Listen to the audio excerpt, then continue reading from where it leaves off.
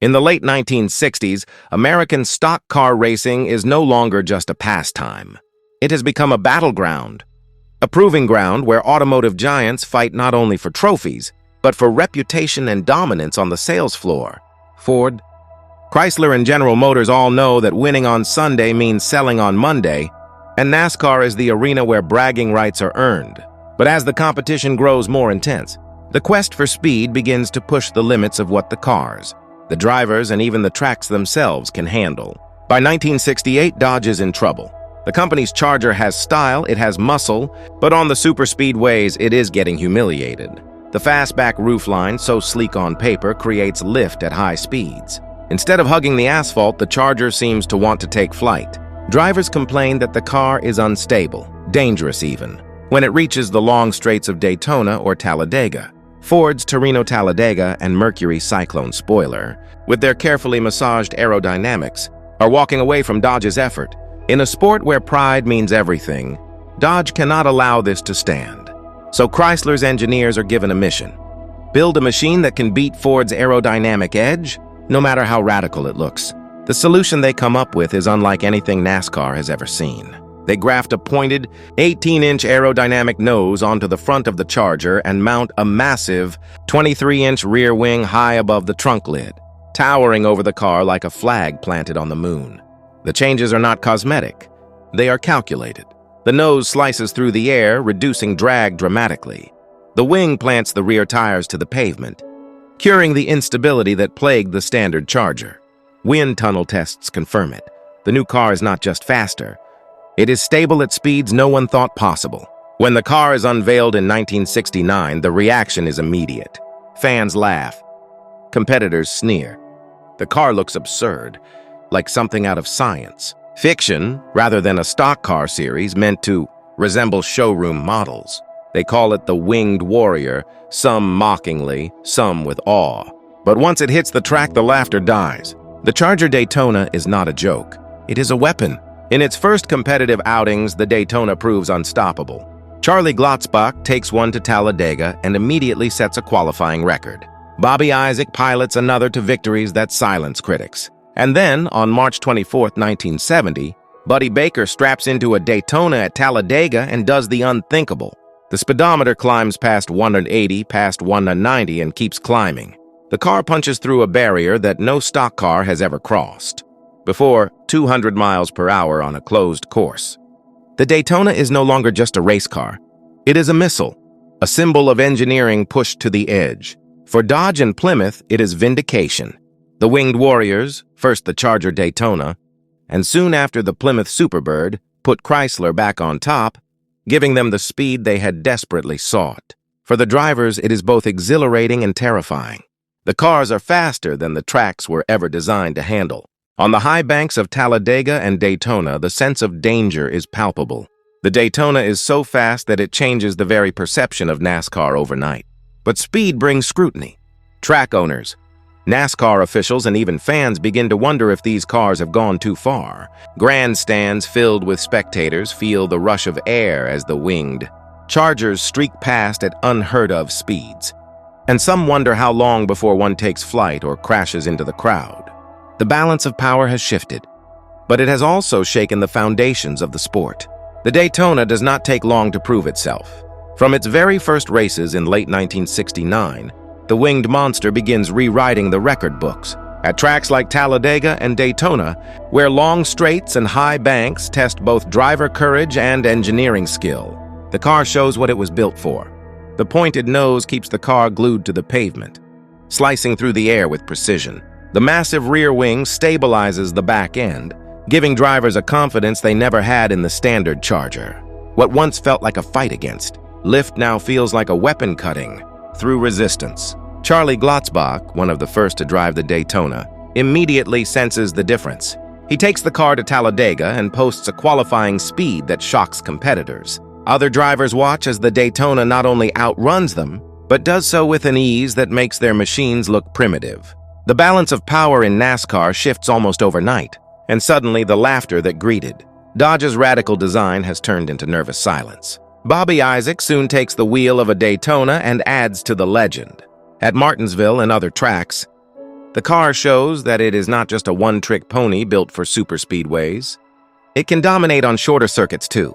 By the end of 1969, the Daytona has established itself as the most feared machine in stock car racing. Ford and Mercury, once confident in their aerodynamic edge, scramble for answers. Then comes the moment that changes everything. On March 24, 1970, Buddy Baker straps into a Charger Daytona at Talladega for a closed-course speed run. The team has prepared the car meticulously, fine-tuning every detail for maximum velocity. As Baker takes to the track, the engine roars with a fury that reverberates across the grandstands. The speedometer climbs relentlessly, 180 miles per hour, then 190.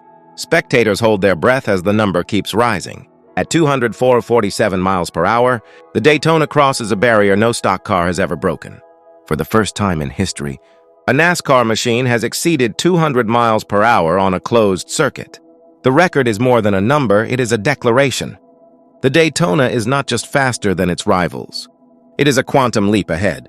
The sheer audacity of hitting 200 mph in what is, by rule, a stock car sends shockwaves through the sport. For Chrysler, it is vindication. For Dodge fans, it is glory. For competitors, it is humiliation. And for NASCAR officials, it is a problem. The Daytona's dominance creates an atmosphere of awe, but also of fear. Tracks like Talladega and Daytona were never designed for such speeds. The guardrails, the infield safety setups, even the tires, all were built for a world below 190 mph.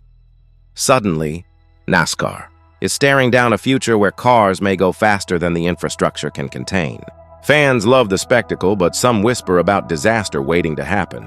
A crash at those speeds could be catastrophic not only for drivers, but for the sport's reputation itself. Drivers too feel the unease. Some welcome the power, relishing the opportunity to push further than ever before. Others admit privately that the speeds terrify them. At Talladega in 1969, a driver's boycott leaves the grandstands half empty and the sport shaken.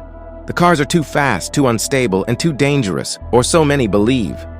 Yet the Daytona keeps proving it can handle the challenge, racking up wins and cementing its place as the king of the track. By the start of the 1970 season, one thing is clear: the Charger Daytona has changed NASCAR forever. It has pushed the limits of engineering to the brink, and it has exposed the fragile balance between spectacle and safety. The question hanging over the sport is no longer who can build the fastest car, but how far is too far? As the 1970 season unfolds, the dominance of the Charger Daytona and its sibling, the Plymouth Superbird, becomes impossible to ignore. Week after week, these winged machines humiliate the competition.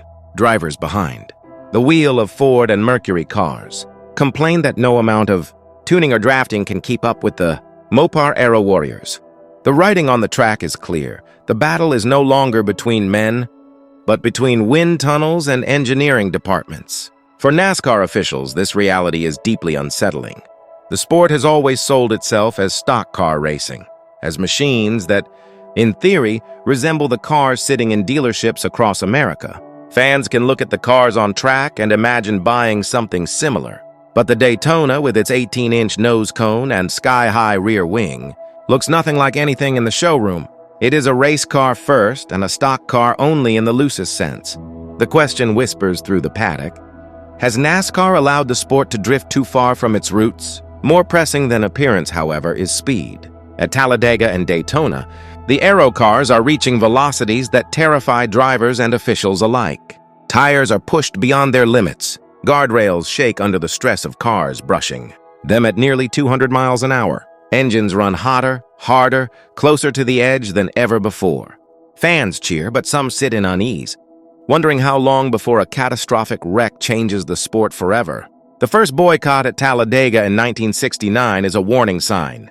Drivers walk away from the race, citing unsafe conditions as tires shred under the strain of extreme speeds. The track, designed in another era, is no longer enough to contain the monsters now unleashed on it. NASCAR scrambles to save face, but the message is clear. The technology of the cars has outpaced the infrastructure of the sport. Behind closed doors, NASCAR executives debate the future. If they allow the Aero cars to continue unchecked, speeds will keep climbing, perhaps past 210 mph, maybe even 220. Such numbers inspire awe, but they also inspire dread. Bill France Sr., the iron-willed founder of NASCAR, understands the danger. One spectacular crash could end not just a driver's life, but the credibility of the entire series. He decides that the arms race must be stopped. In 1971, NASCAR imposes strict new rules that target the aero cars directly. Engines for winged machines are limited to 305 cubic inches, far smaller than the mighty 426 Hemi and 440 big blocks that gave them their speed. The rule effectively cripples the Charger Daytona and the Superbird, neutering them on the track. In one stroke, the winged warriors are banished from serious contention. The message is unmistakable. NASCAR will not allow machines that look like spaceships and run like missiles to define its future. For Chrysler and its loyal fans, the decision feels like betrayal. They poured money, ingenuity, and daring into building the fastest cars the sport had ever seen, only to be punished for succeeding too well. For Ford and other rivals, the rule change brings relief. They can return to racing on a more level field. But for the spectators, the legend of the Daytona only grows. The car that was too fast for NASCAR becomes a myth, a forbidden machine whispered about long after it is gone from the grid. In that moment, the Charger Daytona and the Plymouth Superbird stop being just race cars. They become symbols of a brief, brilliant era when engineers dared to push beyond all limits. When speed was pursued without apology, and when one car went so far that the rulebook had to be rewritten just to contain it. When the rulebook finally forced the Charger Daytona and its winged sibling, the Plymouth Superbird, off the track, many thought their story would fade into obscurity. NASCAR had slammed the door on an era that lasted scarcely 2 seasons. But sometimes legends are born not from long dominance, but from a brief blaze of glory that burns too brightly to be forgotten. The Daytona, banned and sidelined, began its second life, not as a competitor but as an icon. Collectors, even in the 1970s, realized that these cars were something special. Built in small numbers to satisfy NASCAR's homologation rules, the Daytonas and Superbirds were already rare. At first, buyers scoffed at the outrageous styling. Dealerships struggled to move them, and some sat on lots for months, discounted and unwanted. But as time passed, the very features that once drew ridicule, the sharp nose, the towering rear wing, became the hallmarks of a legend. On the street, the Daytona was overbuilt for its purpose. With the mighty 426 Hemi under the hood, it was capable of speeds far beyond any public highway. On the strip, it held its own against the most feared muscle cars of the era. And in memory, it carried with it the forbidden aura of a machine that was too fast, too radical, too uncompromising even for NASCAR. In the decades that followed, the Charger Daytona and Superbird became holy grails for muscle car enthusiasts. Auctions that once sold them for a few $1,000s now see prices in the hundreds of thousands, even millions for pristine Hemi-powered examples. Each car is more than steel and horsepower. It is a piece of history, a tangible reminder of a time when engineering dared to leap beyond the limits of the rulebook. Pop culture, too, has kept the legend alive. The Daytona's wild silhouette has appeared in movies, TV shows, and video games. The General Lee from the Dukes of Hazzard may have been a regular Charger, but to enthusiasts, the winged version is its more powerful, untamed cousin.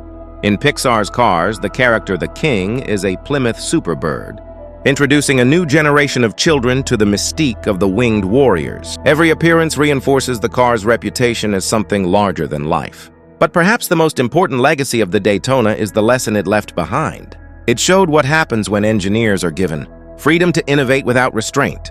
It proved that aerodynamics could transform a brute force muscle car into a precision tool, capable of breaking barriers once thought unreachable. It pushed NASCAR to reckon with the dangers of unchecked speed, forcing changes that would shape the sport for decades. In many ways, the Charger Daytona represents both the pinnacle and the end of NASCAR's wildest era. Even now, more than 50 years later, the car's aura has not dimmed. At car shows, crowds gather around them with the same mixture of awe and disbelief that fans felt in 1969. On the salt flats, enthusiasts still bring them back to life, chasing records with engines tuned to modern perfection. And in garages across America, restorers and dreamers keep the spirit alive. turning wrenches on iron that once scared NASCAR into rewriting the rules. The Charger Daytona was not just a car. It was a statement. It said that limits were meant to be broken, that rules could be bent by innovation, and that speed itself could be a form of rebellion. It was a car that turned laughter into silence, that transformed skepticism into respect. And that proved sometimes the most outrageous ideas are the ones that make history. The explosive truth behind its NASCAR ban is simple. The Daytona was too good, too fast, too far ahead of its time. NASCAR could not contain it, so they outlawed it. But in doing so, they ensured its immortality. The Charger Daytona remains a legend because it was denied a chance to grow old, frozen forever in the golden light of 1969, a winged warrior that soared too high for the rulebook to follow.